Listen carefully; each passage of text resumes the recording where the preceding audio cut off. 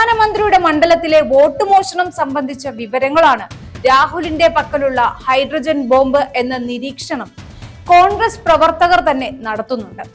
ബീഹാറിന്റെ അന്തരീക്ഷത്തിലുള്ള ഈ അഭ്യൂഹം യാഥാർത്ഥ്യമായാൽ അത് ബീഹാറിനെ മാത്രമാവില്ല, 2026 ആസന്നമാകുന്ന സംസ്ഥാന തെരഞ്ഞെടുപ്പുകളെ കൂടിയാകും സ്വാധീനിക്കുക. തെരഞ്ഞെടുപ്പ് ഫലത്തെ എല്ലായ്പ്പോഴും സ്വാധീനിക്കുന്ന ഒരു വിഭാഗം എന്നത് യുവാക്കളാണ്. പുതിയ വോട്ടർമാർ എങ്ങനെ ചിന്തിക്കുന്നു എന്നതാണ് പലപ്പോഴും തെരഞ്ഞെടുപ്പുകളുടെ വിധി തന്നെ നിർണയിക്കുക. ബീഹാറിലെ യുവതയെ ഏറ്റവും കൂടുതൽ സ്വാധീനിക്കുന്ന ഘടകം തൊഴിലാണ്.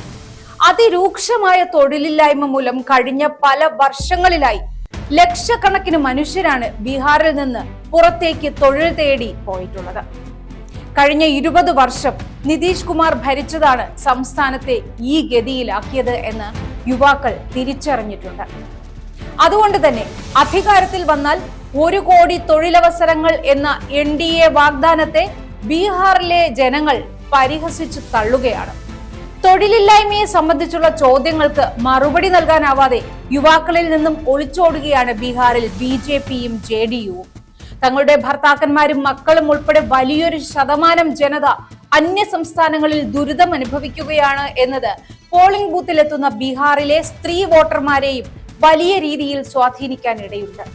തെരഞ്ഞെടുപ്പ് മുന്നിൽ കണ്ട് നിതീഷ് കുമാറും BJPയും നടത്തിയ പ്രഖ്യാപനങ്ങൾ കൊണ്ടൊന്നും സ്ത്രീ വോട്ടുകൾ നേടാനാവില്ല എന്നതാണ് ബീഹാറിന്റെ പ്രാദേശിക തലത്തിൽ നിന്നുള്ള റിപ്പോർട്ടുകൾ.